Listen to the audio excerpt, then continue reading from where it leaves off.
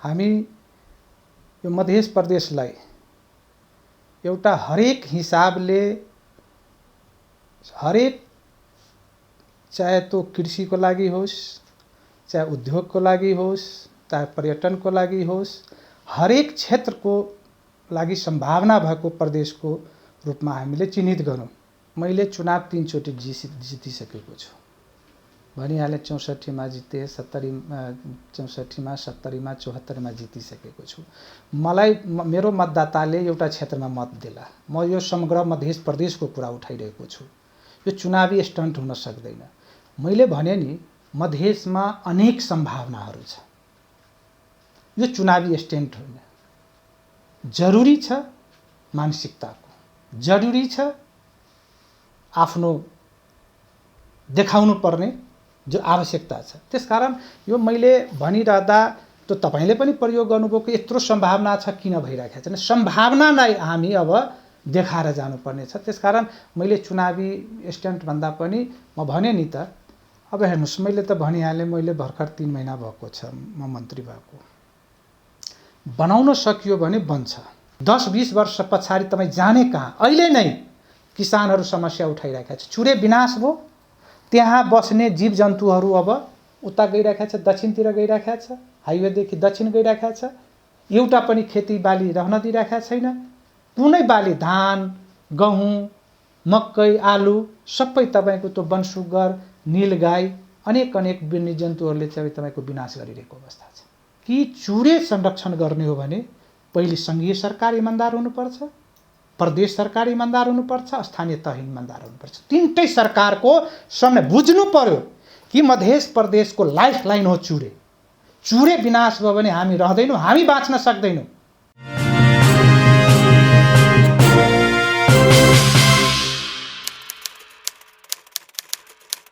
नमस्कार। टिएनटी बहसको आजको श्रृङ्खलामा हामीले तत्कालीन प्रदेश 2 अहिले मध्य प्रदेशका उद्योग पर्यटन तथा वन मन्त्री शत्रुघ्न महतोसँग कुराकानी गर्न गइरहेका छौँ।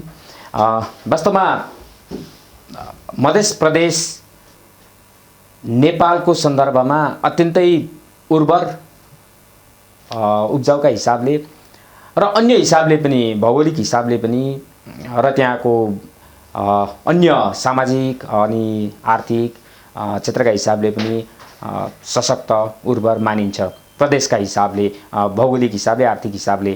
तर राजनीतिक हिसाबले पनि मध्य प्रदेशलाई अत्यन्तै राजनीतिक उर्वर राजनीति भएको ठाउँ भनेर पहिलेदेखि नै चिनिँदै आएको छ।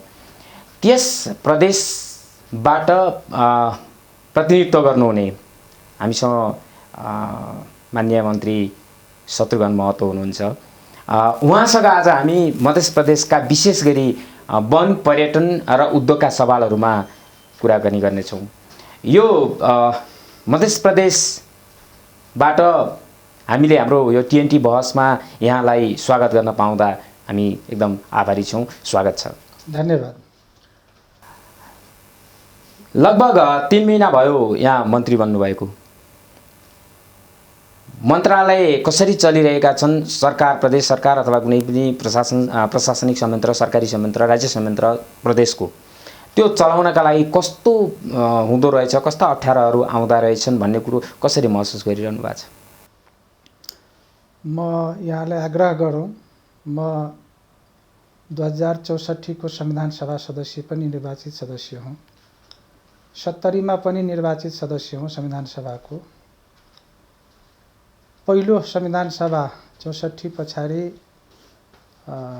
झलनाथ खनाल प्रधानमन्त्री भएको बेलामा म स्थानीय विकास राज्य मन्त्री पनि थोरै दिनको लागि सम्हालेको थिएँ।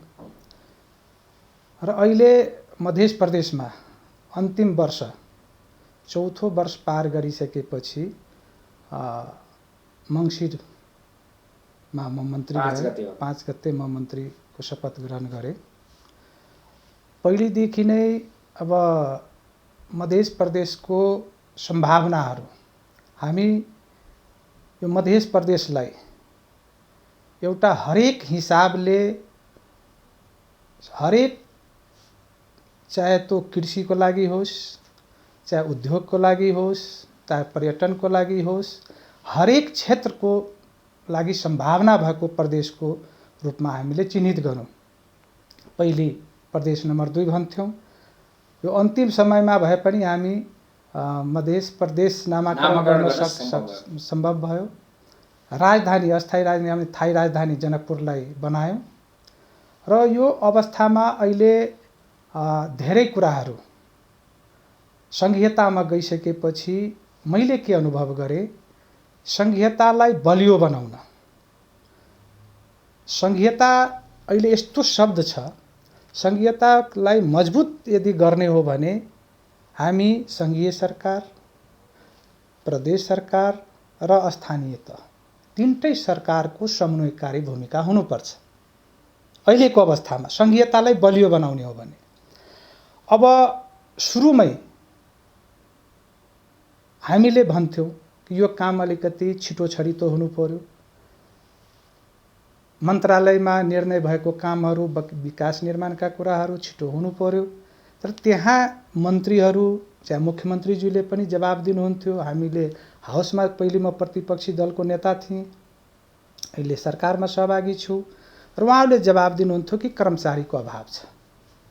र स्वयं म अहिले यो मन्त्रालय सम्हालिसकेपछि म पनि अनुभव गरिरहेको छु, सचिवहरू एउटा कम्तीमा सरुवा गरेर गइसकेपछि उहाँलाई काम गर्न दिनु पर्यो। काम के भयो भएन भन्ने कुरा संघीय सरकारले नै पठाउँदो रहेछ, त्यहाँ अनुगमन गर्नु पर्यो। तर छिटो छिटो सरुवा गरिदिने, सरुवा गरिसकेपछि तुरन्तै फेरि पठाइ नदिने, धेरै कर्मचारीहरूको अभाव छ प्रदेश 2 के अरे मध्य प्रदेशमा। अहिले पनि हरेक मन्त्रालयमा, म आफ्नै मन्त्रालयमा कुरा गरिरहेको छुइनँ।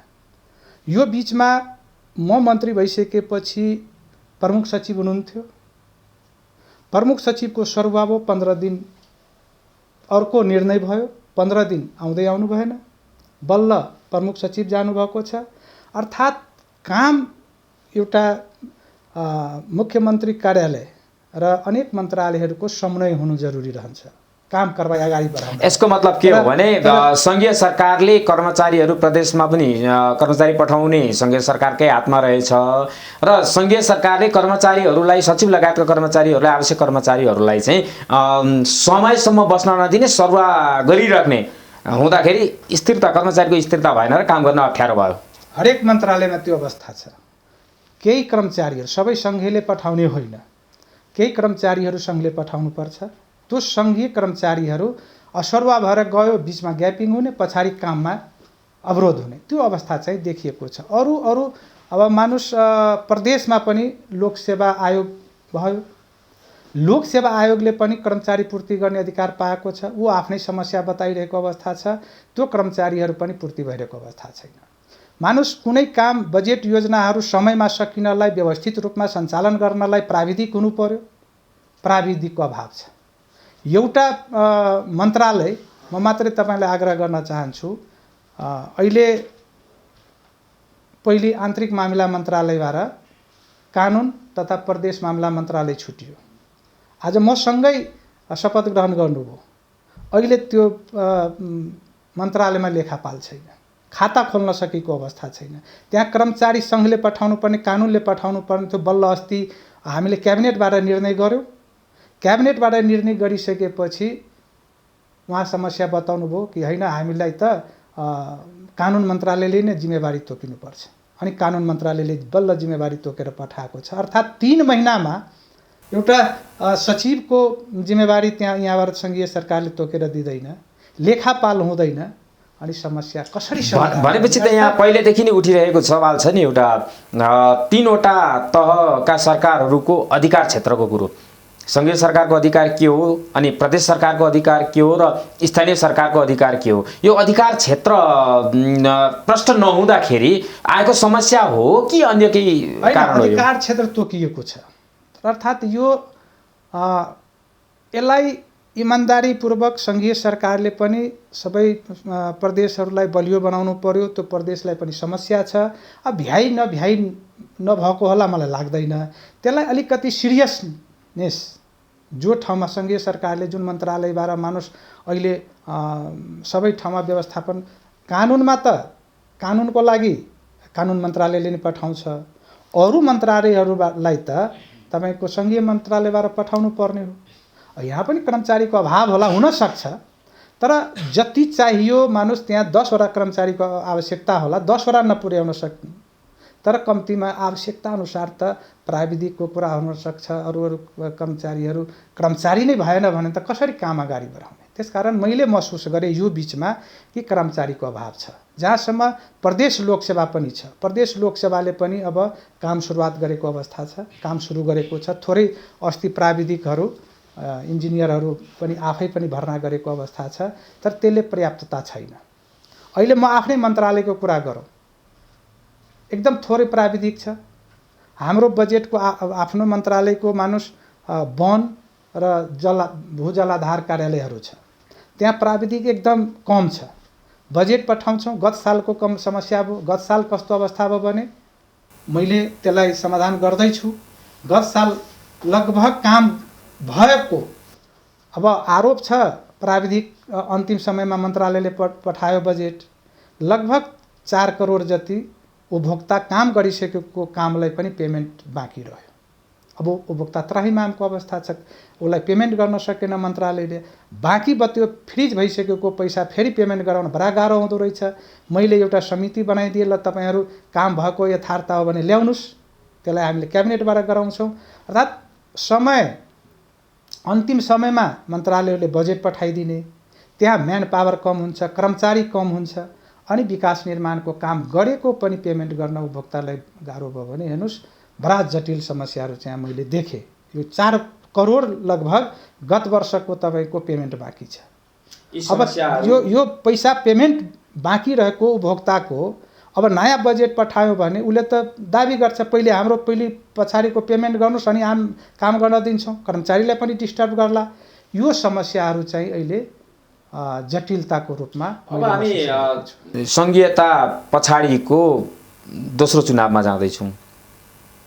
आम चुनाव पनि, सङ्घीय चुनाव पनि, स्थानीय चुनाव पनि र प्रदेश चुनाव पनि। अबको 4 वर्ष लगभग 5 वर्षको अवधिमा सङ्घीयताको अभ्यास भएकै भनौँ न, संविधान अनुसार कार्यान्वयन भएको 5 वर्षको पिरियडमै हामीले यस्ता सामान्य कुराहरूलाई पनि सम्बोधन गर्न सकिरहेका रहेनछौँ। यो तपाईँ एउटा जिम्मेवार जनप्रतिनिधि पनि अनि एउटा सङ्घीय मन्त्रालय पहिले पनि राज्य मन्त्रीको रूपमा सम्हालिसक्नु भएको र अहिले पनि प्रदेश मन्त्रालय सम्हालिराख्नु भएको आधारमा यसलाई कसरी हेर्नुहुन्छ? यो कमजोरी तपाईँहरूको अथवा जनप्रतिनिधिहरूको हो कि होइन, अथवा हाम्रा समग्र जनप्रतिनिधिहरूको स्थानीय तहदेखि माथिसम्मका जनप्रतिनिधिको हो कि होइन? होइन, एकदम सबैले मैले पहिले सुरुमै भनिहालेँ, यो सङ्घीयतालाई बलियो बनाउने हो भने सङ्घीय सरकार, प्रदेश सरकार, स्थानीय तह तीनटैको समन्वय गर्नु जरुरी छ। समन्वयको जरुरी छ भनौँ न। अब अहिले मानुस प्रदेश सरकारलाई चाहिएको कुरा आफै पनि लोकसेवा आयोग गठन भइसकेको अवस्था छ, छिटो गर्दा हुन्थ्यो। उहाँहरूले पनि थोरै नियमावलीका कुराहरू जटिलता छ, जटिलतालाई हामीलाई फुकुवा गरिदिनुहोस् भनिरहनु भएको छ, गर्दैछौँ। त्यसकारण मैले यसलाई त्यो नकारात्मक भन्दा पनि यो समस्या छ भनेको समस्या छ। यो समस्यालाई सङ्घीय सरकारको के दायित्व छ? सङ्घीय सरकारले जे माथिबाट पठाउनु पर्ने कर्मचारी समयमा पठाइदिनु पर्यो। सरुवा गरिदिन्छ, भ्याकम छोडिदिन्छ, त्यो पठाउँदैन। सरुवा गर्नुभन्दा त अगाडि म यसलाई पठाइराखेको छु भन्नु पर्यो नि। अनि प्रदेशको देखिन्छ। अनि तपाईँको प्रमुख सचिव नगएपछि काम कसरी अगाडि बढ्छ? सचिवहरू नगइसकेपछि काम कसरी अगाडि बढ्छ? त्यसकारण यसलाई नकारात्मक भन्दा यो सङ्घीयतालाई बलियो पार्नुपर्छ। जो सङ्घीय सरकारको दायित्वमा पर्छ उसले समयमा ध्यान दिनु पर्यो। प्रदेश सरकारले जे आवश्यकता अनुसार कर्मचारीहरू आफै भर्ना गर्नुपर्ने कर्मचारीहरू अब लोकसेवालाई एकदम व्यवस्थित रूपमा गर्नुपर्ने, मैले प्रभावकारी बनाउनु पर्यो। अब उसलाई जे समस्याहरू छ, कानुनी जटिलताहरू छ, त्यो फुकुवा गरिदिनु पर्यो त्यहाँको सरकारले। अनि त्यो लोकसेवा आयोग आफै पदपूर्ति गर्यो भने हामीले कसैलाई सङ्घीय सरकारमाथि औँला तेर्स्याउनु पर्ने अवस्था रहँदैन। त्यसकारण यसलाई अहिले मानुस् न पहिलो वर्ष हो संघीयताको, मलाई लाग्छ यो बिस्तारै समस्या समाधान हुँदै जाने हो। र त अहिले आरोप लागिरहेको छ काम कसरी किन चुस्त दुरुस्त रूपमा अगाडि बढेन, किन फास्ट ट्र्याकबाट काम अगाडि बढेन। त यो समस्या त जो त्यहाँ जिम्मेवार ठाउँमा छ उसैलाई थाहा छ।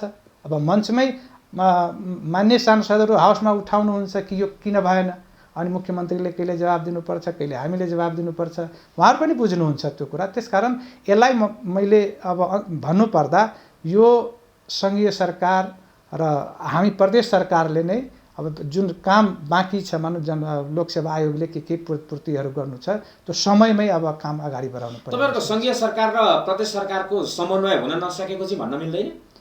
होइन, समन्वय पनि भइरहेको छ। अब एउटा प्रदेश र सङ्घीय कहिलेकाहीँ प्रधानमन्त्रीज्यूले सातै प्रदेशको मुख्यमन्त्रीहरूसँग समन्वय परिषद छ, त्यसको बैठक पनि हुन्छ, समय समयमा तोकिएको समयमा हुन्छ। मुख्यमन्त्रीज्यूले हाम्रो प्रदेशको यो समस्या छ, अनेक जो पछि औला कुराहरू अहिले कर्मचारी लगायतका किन कतै कतै विवादका कुराहरू छन्, प्रदेश र सङ्घको बिचमा विवाद भइरहेको अवस्था छ, त्यो कुराहरू उहाँहरूले समन्वय परिषदमा राख्नुहुन्छ। तर त्यसलाई समाधान अहिलेसम्म हुन सकिरहेको छैन, त्यो म देखिरहेको। यो सन्दर्भ अगाडिको सन्दर्भमा हामीले जे कुरा गऱ्यौँ यी चाहिँ यहाँ प्रदेशको जिम्मेवार मन्त्री पनि हुनुभएकाले समग्र मैले प्रदेशकै सरकारको प्रतिनिधित्वको रूपमा सवाल गरेको हुँ। खासमा हामी यहाँको मन्त्रालय अन्तर्गत नै केन्द्रित हुन चाहन्छौँ। अब यहाँले मैले अघि भनिहालेँ, यहाँले पनि भन्नुभयो मधेस भनेको तराई क्षेत्र मध्य प्रदेश जो समेटिन्छ त्यो चाहिँ प्राकृतिक हिसाबले पनि अनि प्राकृतिक स्रोत साधनका हिसाबले पनि अन्नको भण्डार त भनि नै हालिन्छ हैन। यी विभिन्न कारणहरूले पनि अत्यन्तै सुन्दर ठाउँ हो, अत्यन्तै राम्रो ठाउँ हो। त्यहाँको धार्मिक स्थलहरू भयो, पर्यटकीय स्थलहरू भयो हैन। यहाँको मन्त्रालय पनि लगभग ती सबै कुराहरूलाई समेट्ने गरेकै छ। उद्योग, पर्यटन, वन क्षेत्र, चारकसे झाडी लगभग त्यहीँ पर्छ। अनि पर्यटनको जनकपुर आफै हाम्रो के अरे राजधानी, केन्द्रीय राजधानी त्यहाँको भनौँ न प्रदेशको चाहिँ केन्द्र राजधानी त्यहीँ पर्छ, जनकपुर धाम, त्यो त विश्वचर्चित छ हैन। यस्ता धेरै ठाउँ छन्। अनि अब उद्योगहरूको लागि पनि अत्यन्त उर्वर उपयुक्त ठाउँ हो। ती सवालहरू आउँछन् यहाँको यस्तो राम्रो मन्त्रालय छ, यति सशक्त काम गर्न सकिने मन्त्रालय भन्न प्राकृतिक स्रोत साधन अथवा यहाँको मन्त्रालयको हिसाब विषयगत मन्त्रालयको हिसाबले पनि, तर त्यति सशक्त रूपमा चाहिँ काम हुन सकेको छैन 2 नम्बर प्रदेशमा अथवा चाहिँ मध्य प्रदेशमा भन्ने गुनासोहरू आइरहन्छन्। किन होला? अब हेर्नुहोस्, मैले त भनिहालेँ, मैले भर्खर 3 महिना भएको छ म मन्त्री भएको।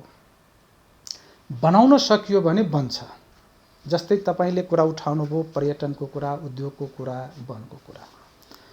पर्यटनको कुरा गर्नुहुन्छ भने अस्ति मात्रै 21 गते गण्डकी प्रदेशको मुख्यमन्त्री, अर्थमन्त्री, पर्यटन मन्त्री लगायत उहाँको टोलीहरू मुख्यमन्त्री योभन्दा अगाडि हाम्रै मध्य प्रदेशको मुख्यमन्त्री जानुभएको थियो गण्डकी प्रदेशमा। उहाँले निमन्त्रणा दिएर आउनुभएको थियो, उहाँहरू पनि आउनुभयो। हामी लगभग 3 दिन उहाँहरूलाई मध्य प्रदेशमा राख्यौँ र अहिले पोखराबाट सिधै फ्लाइट जनकपुरको हप्तामा 3 दिन सुरु भएको छ। उहाँहरू पहिलो दिन आउनुभयो 21 गते। भन्नाले अहिले पर्यटनको हिसाबले पर्यटनको कुरा गर्नुहुन्छ भने मध्य प्रदेशमा धेरै सम्भावना छ, मात्रै व्यवस्थित गर्नुपर्ने आवश्यकता छ। मैले किन जोड्न खोजेको भने अहिले हाम्रै प्रदेशको अब सङ्घीय सरकारको मातहत रहे पनि उता कोशी टप्पु, पूर्वमा, पश्चिममा पर्सा राष्ट्रिय निकुञ्ज ऊ पनि सङ्घीय सरकारको मातहत छ। बिचमा हामीले धार्मिक पर्यटनको हिसाबले बिचमा जानकी मन्दिरबाट पूर्व लाग्नुहुन्छ भने ऐतिहासिक नाम सुन्नुभयो होला धनुषा धाम। त्यस पछाडि सिराहामा सल्हेस फुलबारी जुन एउटा आफै इतिहास बोकेको ठाउँ छ।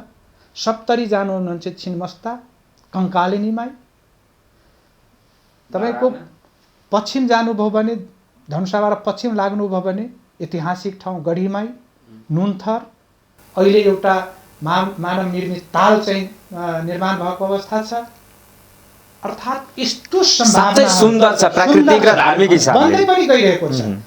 गुनासो मात्रै भनेर हुँदैन, के थियो र योभन्दा अगाडि? यही कुरालाई हामी 5 वर्ष अगाडि जाउँ, के थियो? अहिले सम्भावना बढ्दै गइरहेको छ। आवश्यकता छ व्यवस्थापनको, हामी गर्दैछौँ, अहिले गर्दैछौँ। मानुष एउटा पर्यटक अब विदेशबाट हाम्रो जनकपुरसँग सम्बन्ध तपाईँ सबैलाई थाहा छ कि थाइल्यान्ड जो ब्याङ्कक, हाम्रो यो जनकपुरको जो जनक राजा हुनुहुन्थ्यो उहाँकै तपाईँको त्यो वंश भनेर त्यहाँ चिनिँदो रहेछ। आउन खोज्छ जनकपुर, तर जनकपुर आउनलाई उहाँहरू आउनुहुन्छ काठमाडौँबाट जानुहुन्छ पोखरा या लुम्बिनी जानुहुन्छ। अनि जनकपुर जानलाई त्यतिखेर अब तपाईँको डाइरेक्टली पोखराबाट उडान थिएन। अनि जनकपुर पर्यटक आइसकेपछि कम्तीमा 2 दिन 4 दिन 5 दिन घुम्ने ठाउँहरू त हुनु पर्यो नि, बस्ने ठाउँहरू त हुनु पर्यो नि। हो त्यो सुन्नुहुन्छ के छ, अनि अहिले जनकपुर जाँदा त खासै त्यस्तो केही छैन भनेर फर्किनुहुन्छ। अर्थात् हामी बाहिरी जुन विश्वका थुप्रै देशहरूबाट अहिले काठमाडौँ आउनुहुन्छ पर्यटक, लुम्बिनी जानुहुन्छ, पोखरा जानुहुन्छ, भैरवा जानुहुन्छ। यी पर्यटकहरूलाई अब जनकपुर यो मध्य प्रदेशमा कसरी तान्ने त्यो व्यवस्था हामी गरिराखेका छौँ। अब अगाडि बढाइरहेका छौँ। हामी सिधै पोखराबाट जनकपुरको फ्लाइट सुरु भएको छ। सिमराबाट होइन, यो त कनेक्टिभिटी सबभन्दा कनेक्टिभिटी होइन, पर्यटनको सबभन्दा महत्त्वपूर्ण पार्ट कनेक्टिभिटी हो। तपाईलाई म भन्दैछु कनेक्टिभिटी भएन भने पर्यटक कसरी आउने? अब सुरुवात भएको छ, हामी व्यवस्थित गर्दैछौँ भने नि। अहिले पर्सा राष्ट्रिय निकुञ्जले यस्तो राम्रो काम अगाडि बढाइरहेको अवस्था छ।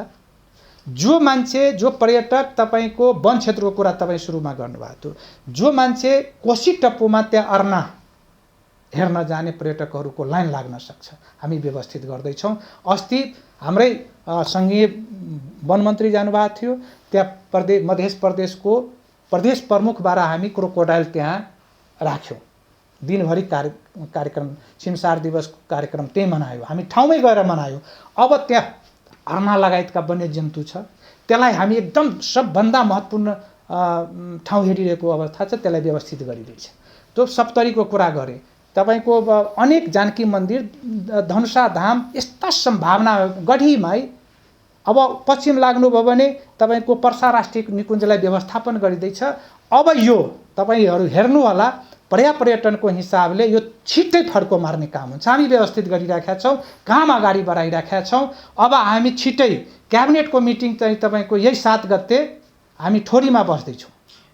ठोरीमा बस्दैछौँ। ठोरीमा त्यो क्याबिनेटले त्यहाँ पर्यटन क्षेत्र घोषणा गर्दैछौँ। त्यसकारण म सुरुवात गरेको छु। अब हिजो विगतका कुराहरूलाई किनभने भएन सुरुवात गर्नुपर्छ। जहाँबाट हामी सुरुवात गर्नुपर्छ, हामी अनेक सम्भावनाहरूलाई सम्भावनामा बदलिन खोजिरहेका छौँ, हामी सुरुवात गरेका छौँ। यो यहाँको कुरो सुन्दाखेरि म त उत्साहित भइहालेँ। हाम्रो दर्शकहरू पनि पक्कै पनि उत्साहित हुनुहुन्छ। एउटा प्रदेशको जिम्मेवार मन्त्रीले यत्रो आशा उत्साह देखाइराख्नु भएको छ। तर यहाँ दर्शकहरूलाई यो हेरिरहँदाखेरि अर्को जिज्ञासा, अर्को शङ्का पनि आइरहेको होला जस्तो लाग्छ। किनभने म पनि दर्शक भएर अहिले हेरिरहेको छु, यहाँसँग कुरा गरिरहे पनि। यहाँले यति उत्साहित ढङ्गले यहाँ कुरा गरिराख्नु भएको छ, चुनावसँगै आउँदैछ, त्यो चुनावको लागि पो यो कुरो गरिराख्नु भएको छ कि अथवा एउटा चुनावी माहौलमा आफ्नो चाहिँ आश्वासन दिएर भोट बटुल्नको लागि पो मन्त्रीज्यूले यो भनिराख्नु भएको छ कि भोलिका लागि भन्ने पनि आइरहेको होला, जिज्ञासा भइरहेको होला हाम्रो दर्शकहरूलाई। त्यसो हुन सक्दैन? यस्तो छ, मैले चुनाव 3 चोटि जितिसकेको छु। भनिहालेँ 64मा जिते, 64मा 70मा 74मा जितिसकेको छु। मलाई मेरो मतदाताले एउटा क्षेत्रमा मत दिला। म यो समग्र मध्य प्रदेशको कुरा उठाइरहेको छु। यो चुनावी स्टन्ट हुन सक्दैन। मैले भने नि मधेसमा अनेक सम्भावनाहरू छ। यो चुनावी स्टन्ट होइन। जरुरी छ मानसिकताको, जरुरी छ आफ्नो देखाउनु पर्ने जो आवश्यकता छ। त्यसकारण यो मैले भनिरहँदा त तपाईँले पनि प्रयोग गर्नुभएको यत्रो सम्भावना छ किन भइरहेको छैन? सम्भावना नै हामी अब देखाएर जानुपर्ने छ। त्यसकारण मैले चुनावी स्ट्यान्डभन्दा पनि म भने नि त, तपाईँ सुन्नु होला, किन यो जिज्ञासा उठ्छ नि त। सुन्नु होला, 7 अँ। गते हामी ठोरीमा क्याबिनेटको बैठक बस्दैछौँ। ठोरी भनेको तपाईँलाई थाहा छ, पर्सामा पर्छ, चितवनसँग जोडिएको छ। हामी त्यो पर्सा राष्ट्रिय निकुञ्जलाई ठोरीसम्म, जो पर्यटकहरू आउँछन् त्यसलाई त्यहाँ ठोरीसम्म होमस्टेहरूको व्यवस्था छ, अनेक सम्भावनाहरूको ठाउँ बोकेको छ। हामी त्यहाँ जान्छौँ, निर्णय गर्छौँ र घोषणा पनि गर्छौँ। त्यसकारण हामी अब चुनाव होला, मानुस चुनाव त मानु स्थानीय तहको चुनाव आउँदैछ, प्रदेशको होला, सङ्घको होला। यो म आज मन्त्री छु, भोलि अर्को मन्त्री आउला। सुरुवात जो जिम्मेवारमा हुनुहुन्छ, म छु आज, भोलि कोही हुन्छ। त्यसकारण बनाउनु पर्छ के यसलाई। यो प्रतिबद्धता हो, प्रतिबद्धता हो। मैले मन्त्रीज्यूको यही प्रतिबद्धता लिन चाहेको। मैले जति कुरा भने, मैले 2 महिनामा 3 महिनामा गरिदिन्छु भनेको होइन। यो सम्भावनाहरूलाई अब रूपान्तरण गर्नु, बहुवर्षीय योजनाको रूपमा जान सक्छ। अनेक सम्भावनाहरूलाई अब कामको रूपमा देखाउनु पर्ने अवस्था चाहिँ। अर्को जिज्ञासा छ, धेरैले जिज्ञासा राख्नुहुन्छ, प्रश्नहरू पनि उठिरहेछन्, अनि समाचारहरूमा अखबारहरू पनि आइरहेको छ। चुरे क्षेत्र पनि त्यहाँ ठुलो पर्छ, प्रदेश 2 अथवा अहिलेको मध्य प्रदेशमा। यहाँले शपथ लिँदै गर्दाखेरि पनि चुरेको संरक्षणका लागि केही गर्छु नि भन्नुभएको थियो, हामीले पनि सुन्यौँ, पढ्यौँ। कहाँ पुगेको छ चुरे संरक्षणको कुरो? चुरे संरक्षणको मैले मन्त्री भइसकेपछि पहिलो टिप्पणी पनि मैले चुरे संरक्षणलाई बचाउनुपर्छ भनिराखेको छु। शपथमै पहिले भन्नुभएको थियो, पछाडि शपथ पछाडि शपथमै होइन, म टिप्पणी पनि त्यही सदर गरेको छु चुरेलाई बचाउनलाई। म यहाँलाई आग्रह गरौँ, चुरे संरक्षणको लागि एउटा राष्ट्रपति चुरे संरक्षण कार्यक्रम छ, केन्द्रको सङ्घीय सरकारले त्यसलाई सञ्चालन गर्छ। प्रदेशले पनि हामी यही मन्त्रालयसँग सम्बन्धित भूजलाधार कार्यालयबाट हामी चुरे क्षेत्रमा जुन गल्छीहरू भयो, कटानहरूलाई बचाउनको लागि भयो, चुरे संरक्षणको अनेक कार्यक्रमहरू पनि त्यहाँ तपाईँको सिमसार क्षेत्रहरूलाई संरक्षण गर्ने कामहरू भयो, चुरेलाई कसरी बचाउन सकिन्छ त्यो कामहरू हामी अगाडि बढाइरहेका छौँ। जहाँसम्म चुरे संरक्षणको कुरा गर्नुहुन्छ, मैले भने नि तपाईँले सुरुवैमा, किन भने यो चुरेलाई यदि बचाउने हो, अहिले सङ्घीय सरकार, प्रदेश सरकार र स्थानीय सरकार, तीनटै तहको सरकारको समन्वयको आवश्यकता छ। हामीले एउटा निर्णय गर्छौँ, स्थानीय सरकारभित्र पर्दो रहेछ, कुनै ठाउँमा समस्या खडा हुन्छ, कुनै ठाउँमा सङ्घीय सरकार कुनै निर्णय गर्छन्, कुनै ठाउँमा मानुस प्रदेश सरकार कुनै अवरोध गर्ला। यो चुरे एउटा मध्य प्रदेशको लाइफलाइन हो, यो लाइफलाइन हो।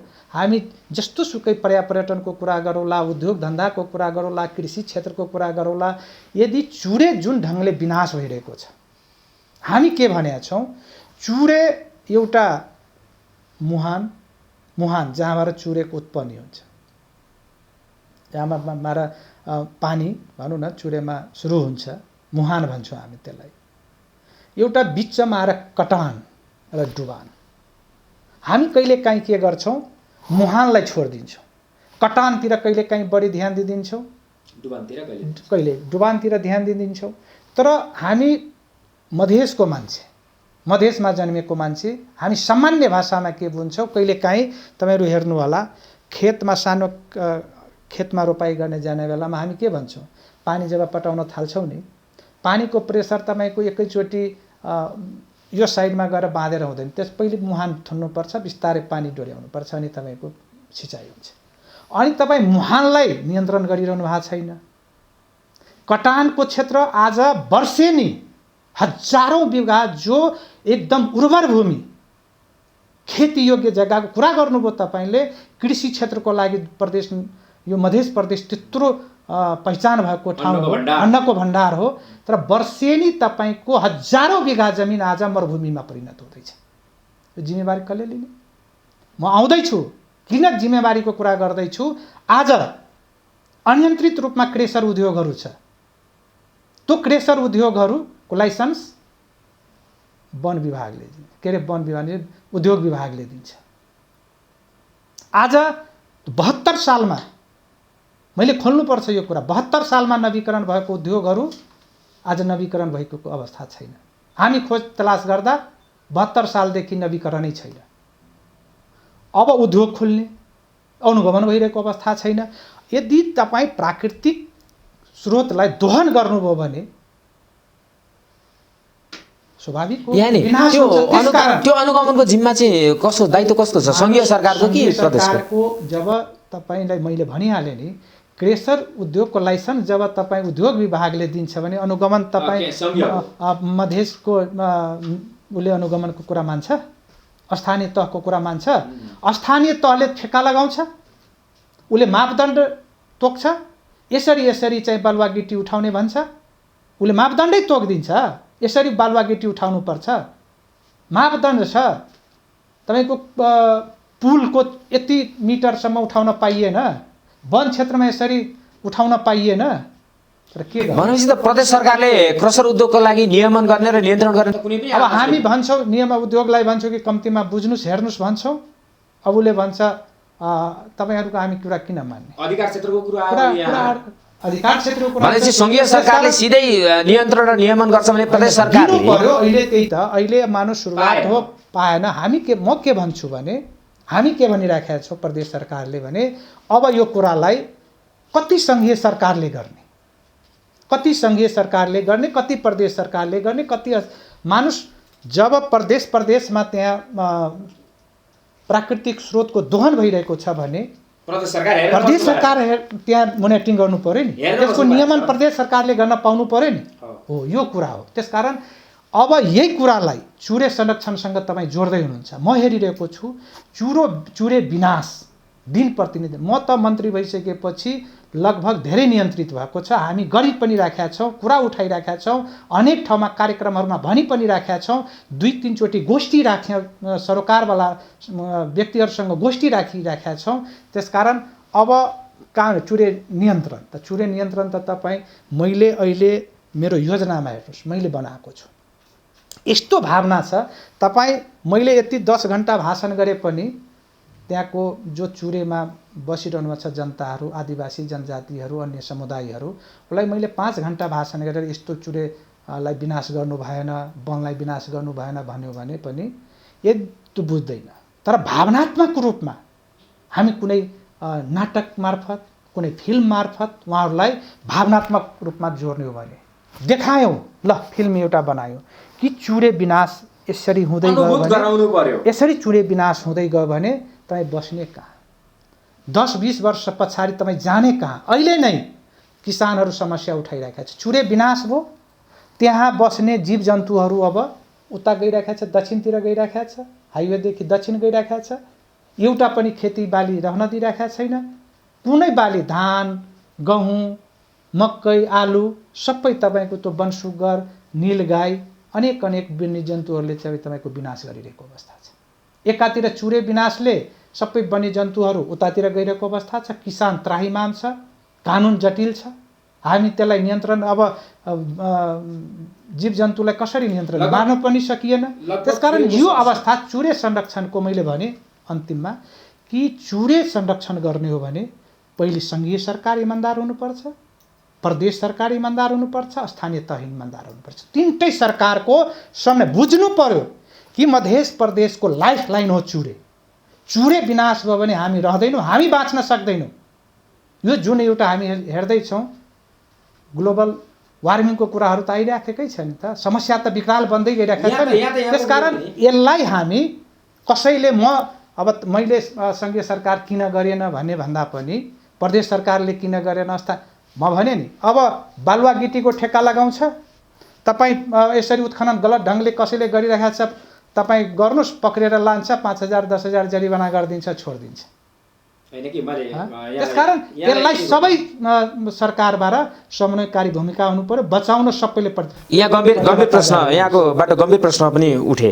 यहाँ त के बुझ्यौँ भने हामीले अहिले यहाँबाट के अनुमान गऱ्यौँ भनौँ न, बुझ्यौँ भन्दा पनि यहाँले प्रश्न पारिदिनु होला। यो त सङ्घीय सरकार, स्थानीय सरकार र प्रदेश सरकार, यो तीनटाको बिचमा प्रदेश सरकार चुरेको लागि, चुरेमा भइरहेको दोहन, विशेष क्रसर उद्योग लगायतका दोहनहरूमा मुखदर्शक भएर हेरिरहनु पर्ने बाध्यता किन छ भन्दाखेरि सङ्घीय सरकार अन्तर्गत छ लाइसेन्स दिने, अनि त्यसलाई ठेक्का लगाउने छ स्थानीय बिचमा रहे प्रदेश सरकार, उसँग केही पनि छैन। अब यहाँ नि प्रश्न के उठ्यो भने चुरेको बारेमा तिनै तहका सरकारहरू बीच बुझाइमा कमजोरी हो वा स्वार्थमा फरकपन हो? बुझाइ र स्वार्थ बुझाइ र स्वार्थमा भन्दा पनि सबैले बुझेको छ। मलाई लाग्छ बुझेको छैन भन्ने प्रश्न होइन। अब यसलाई व्यवस्थित गर्नु पर्यो। मानुस लाइसेन्स यदि तपाईँ सङ्घीय सरकार उद्योग विभागले दिन्छ भने त्यसको नियमन पनि गर्नु पर्यो, मोनिटरिङ गर्नु पर्यो। के समस्या आइरहेको छ, किन आज त्यसको नवीकरण भइरहेको छैन, बिना लाइसेन्सको किन अवैध क्रेसर उद्योगहरू सञ्चालन भइरहेको छ, त्यो गर्नु पर्यो नि त। होइन भने दिनु पर्यो, स्थानीय सरकारलाई दिनु पर्यो कि प्रदेश सरकारलाई दिनु पर्यो। यदि उसले लाइसेन्स दिनु हो भने त उसले नियमन गर्ने अधिकार पनि पाउँछ नि त। त्यो समस्या छ। त्यसकारण यसलाई मैले भन्नुपर्दा जो ठाउँमा आउनुहुन्छ मेरो कुरा सुनिरहनु भएको छ भने यसलाई व्यवस्थित गर्नु पर्यो। जस्तै सागरनाथ वनको कुरा भयो। म भन्छु सागरनाथ वन अहिले मध्य प्रदेशको एउटा सबभन्दा आर्थिक स्रोतको लागि महत्त्वपूर्ण स्थान हो। त्यसको सिस्टम छ, रुखहरू रोप्ने, ठुलो भइसकेपछि कति वर्षमा कटान गर्ने, त्यसबाट अरबौं राजस्व चाहिँ वृद्धि गर्न सक्ने स्थिति छ। तर के भएको छ, अब त्यहाँ एकजना अब कर्मचारी त्यहाँ पनि अभाव छ, कर्मचारी छैन।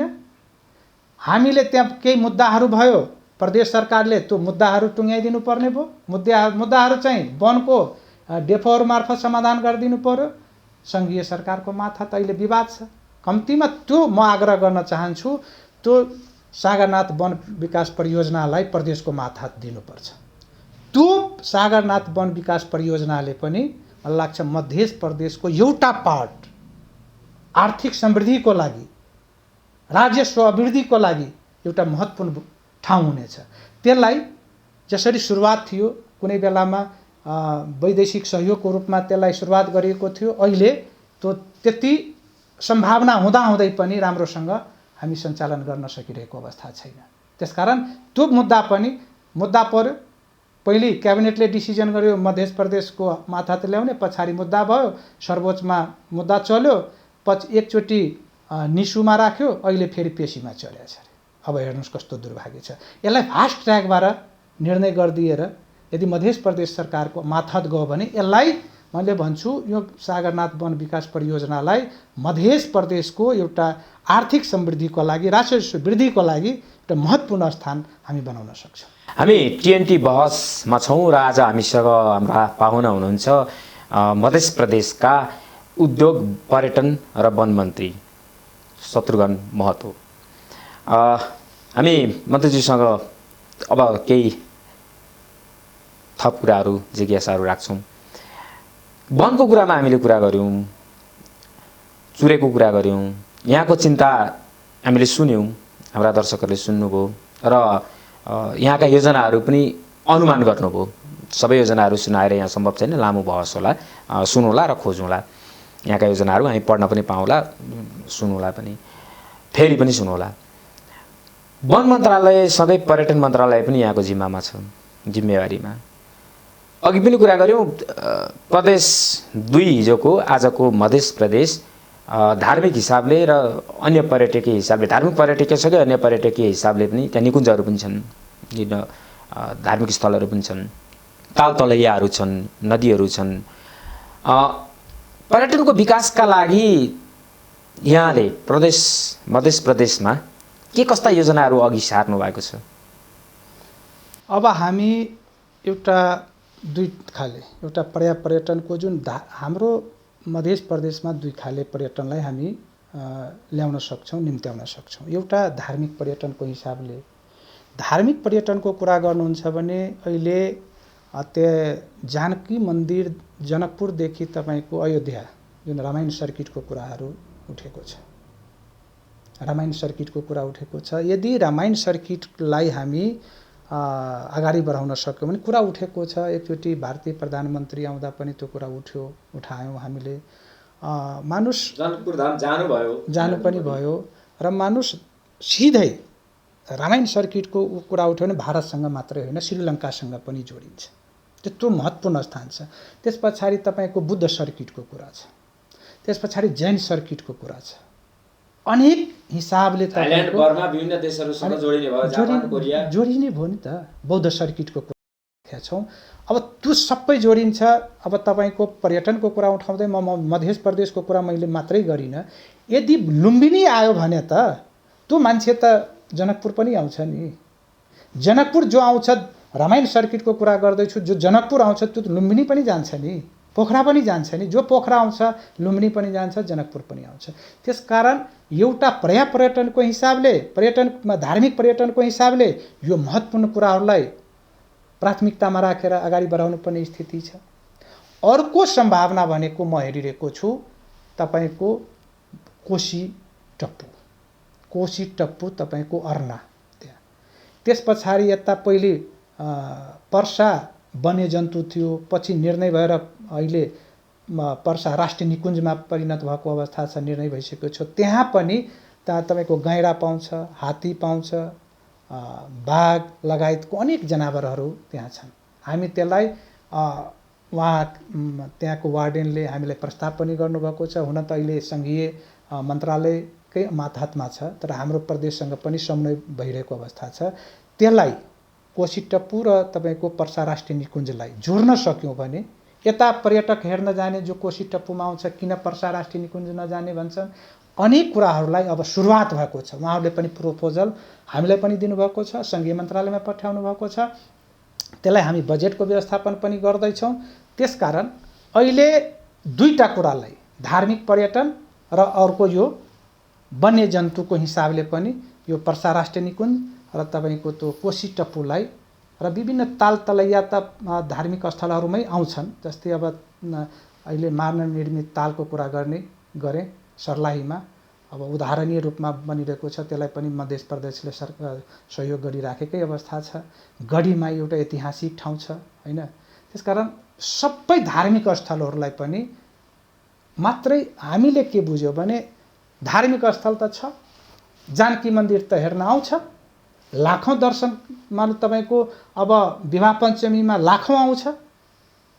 तर लाखौँ आएपछि कम्तीमा 2 दिन 3 दिन हामीले जनकपुरमा राख्न सकेनौँ भने, अरू बेलामा पनि जनकपुर आउने पर्यटकलाई पनि 2-3 दिन त्यहाँ राख्न सकेनौँ भने, अर्को ठाउँमा पठाउन सकेनौँ भने कसरी हामी त्यसबाट फाइदा लिन सक्छौँ। कम्तीमा जनकपुर आउने यी बुझ्नु पर्यो कि अब मधेसमा जनकपुरमा हेरिसकेपछि अब धनुषा जाम जानुपर्छ है, 15 किलोमिटर छ। त्यो ऐतिहासिक ठाउँ छ। त्रेता युगमा धनुष भाँचिएपछि एउटा धनुषको भाग यहाँ पनि टुक्रा यहाँ ठाउँ छ।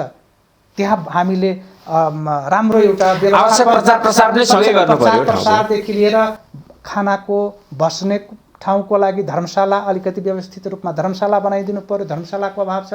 पुरानो जीर्ण धर्मशाला छ, एउटा त्यहाँ नगरपालिकाले कार्यालय खोलिरहेको अवस्था छ, बस्ने ठाउँ छैन। पटक यहाँ आवासको कुरो त आयो कि पर्यटकीय स्थलमा, धार्मिक स्थलमा आवास भनौँ न आन्तरिक पर्यटककै लागि उपयुक्त छैन धेरै ठाउँमा भन्ने कुरो आइरहेको छ। बाह्य पर्यटकका लागि त यहाँले भनिहाल्नुभयो त्यो छैन होइन, उनीहरूको स्ट्यान्डर्ड अनुसारको छैन। पटक पटक अखबारमा अथवा मिडियामा खबरहरू आउँछ क्या जनकपुर धामकै विषयमा। यो अत्यन्तै फोहोर भयो, अत्यन्तै प्रदूषित भयो, अनि कसरी आउँछ पर्यटक? त्यसको दायित्व प्रदेश सरकारको होइन, यहाँको मन्त्रालयको पनि होइन। त्यसलाई सफा सुग्घर बनाउने अथवा चाहिँ त्यहाँको मेयरको मात्रै हो कि, अथवा त्यहाँको सम्बन्धित मन्त्रालयको मात्रै हो कि, या सबैको? गुनासोहरू व्यापक आइरहेको हुन्छ। यो त गुनासो त स्वाभाविकै हो। सबभन्दा पर्यटकको लागि मात्रै होइन कि त्यो सधैँ सफा सुग्घर सबैको लागि त्यो सफा सुग्घर चाहियो। पर्यटक आउनेको लागि मात्रै सफा सुग्घर राख्नुपर्छ भन्ने होइन, आफ्नो स्वास्थ्यको लागि पनि सफा सुग्घर राख्नुपर्छ। तर फेरि कुरा त्यही दोहोरिन्छ कि अब जिम्मेवारी कसको हो? अब स्थानीय सरकार पालिकाहरूलाई यो फोहोर मैला व्यवस्थापन गर्ने कुरो छ। कुनै समयमा म मन्त्री भएकै बेलामा त्योभन्दा अगाडि नै सुरुवात भएको थियो एडिबी प्रोजेक्टबाटै, त्यहाँ तपाईँको ल्यान्डफिल साइटको कुरा उठाएको थियो। ल्यान्डफिल साइटले मान्छेलाई के बुझ्यो, अहिले पनि जनताको के बुझाइ छ भने ल्यान्डफिल साइटले हामी बुझाउन प्रयत्न गराउँछौँ, तर के बुझ्छ भने यो डम्पिङ साइट हो, फोहोर फुटाउने ठाउँ हो। अनि एउटा ठाउँमा निर्णय गर्न गयो, होइन हामी यहाँ कहाँ राख्न दिन्छौँ, यहाँ त कुनै बेलामा यो यसको लागि निर्णय भएको छ, विश्वविद्यालयको लागि निर्णय भएको छ, कुनै ठाउँमा अर्को ठाउँमा गयो है यहाँ कहाँ हामी फाल्न दिन्छौँ यो त यो ठाउँको निर्णय भएको छ उसलाई त्रसित के हुन्छ भने यहाँ फालेपछि दुर्गन्ध आउँछ यहाँ फोहोर झन् फोहोर हुन्छ हामी बिरामी पर्छौँ अनेक कुराहरू भन्छन् सहरको फोहोर यता सारियो तर अहिले एडिबीकै प्रोजेक्ट अहिले तपाईँ जनकपुर जानुभयो भने यो 5 वर्ष अगाडिको जनकपुर र अहिलेको जनकपुरमा तपाईँ परिवर्तन पाउनुहुन्छ धेरै परिवर्तन पाउनुहुन्छ सडक बाटहरू पोखरी तालहरू सौन्दर्यीकरण भएको छ तपाईको त्यो बाटोघाटहरू राम्रो भएको छ अब फोहोरलाई व्यवस्थापन गर्नको लागि जिम्मेवारी स्थानीय सरकारको छ नगरपालिकाहरूको छ अब त्यो कुरालाई हामी मात्रै तल पालिकाको जिम्मेवारी हो हामीले तपाईँ किन गर्नु भएन गुनासो गर्नुभन्दा पनि उहाँहरूले पनि यो ल्यान्डफिल साइट कहाँ बनाउने हो कसरी व्यवस्थापन गर्ने हो यो प्रदेश सरकारबाट के आवश्यकता के सहयोग चाहियो सङ्घीय सरकारबाट के सहयोग चाहियो कानुनी जटिलताहरू छ भने कानुनी जटिलता कसरी हामीले त्यसलाई पार लगाइदिने हो सबै फेरि अहिले फोहोर मैला व्यवस्थापन गर्नको लागि बेला बेलामा पटक पटक यो राजधानीमा उठ्या छैन राजधानीमा महिनौं तपाईको फोहोर थुपिराखेको अवस्था छ के छ भनेपछि त्यहाँ समन्वयको अभाव अनि जिम्मेवारी बोधको अभाव भयो समन्वय भन्दा पनि ल्यान्डफिल साइटले मान्छेको बुझाइमा पनि परिवर्तन गर्नु परेको छ कि यो त्यस्तो होइन जहाँ ठाउँ निर्णय हुन्छ त्यो ठाउँमा अब ल्यान्डफिल साइट त्यो बनाइसकेपछि त त्यसबाट रिसाइक्लिङ गरेर त अनेक कुराहरू निकालिरहेको अवस्था छ नि त त्यो बुझाउनु पर्यो त्यो गरिसकेपछि मलाई लाग्छ फोहोर मैला व्यवस्थापन बुझाउने दायित्व प्रथम त स्थानीय सरकारको भयो त्यस पछाडि यहाँहरुको समन्वय गर्ने हाम्रो आवश्यकता अनुसार हामीले पनि सहयोग गर्नुपर्ने स्थिति छ त्यसमा पनि प्रयास भइरहेको छ भन्ने बुझ्नु पर्यो हामीले अब हामी अन्तिममा छौं कार्यक्रमको अघि भने 3वटा मन्त्रालयको जिम्मेवारी यहाँसँग छ वन र पर्यटनसँग हामीले केही सन्दर्भहरू गर्यौं उद्योगका लागि पनि अत्यन्तै उर्वर अथवा सम्भावना भएको ठाउँ हो उत्पादनका हिसाबले पनि र अन्य हिसाबले पनि अनि भौगोलिक हिसाबले पनि मध्य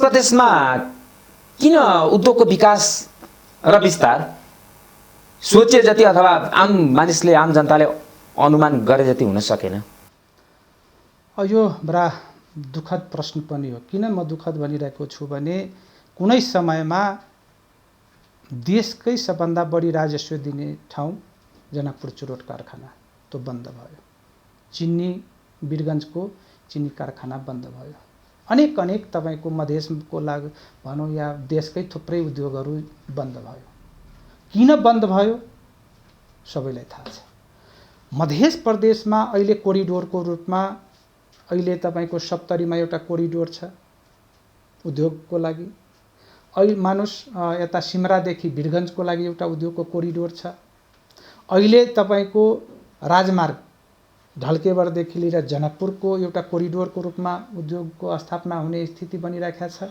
मात्रै अब हामीले उद्योगीहरूलाई एस्योर गरिदिनु पर्यो कि तपाईहरु आउनुस् उद्योग खोल्ने वातावरण मध्य सरकारले स्थानीय सरकारले हामी समन्वय गर्दिन्छौं त्यो कम्तीमा त्यो उद्योग खोल्नुस् र उद्योग खोलिसकेपछि तपाईहरु सुरक्षा लगायतका हरेक कुराहरू जे समस्याहरू छ त्यो हामी कानुनी जटिलताहरू छ त्यो हामी गर्दिन्छौं भनेर मध्य सरकारले प्रदेश सरकारले गर्दिनु पर्यो अब त्यो कुराहरू हामी अहिलेसम्म भन्नुहुन्छ भने उद्योग नियमावली बनिरहेको अवस्था थिएन हामीले ऐन बनायौं नियमावली बनाउँदैछौं बल्ल बनाउँदैछौं 4 वर्षमा तपाईले त भन्नै पर्यो मैले उद्योग नियमावली बन्ने क्रममा छ अस्ति कानुन मन्त्रालयमा गइसकेको कानुन मन्त्रालयले मलाई लाग्छ सहमति पनि प्रदान गरिसकेको छु उद्योग नियमावली हामीले पार गरिसकेपछि पास गरिसकेपछि अब उद्योगीहरूलाई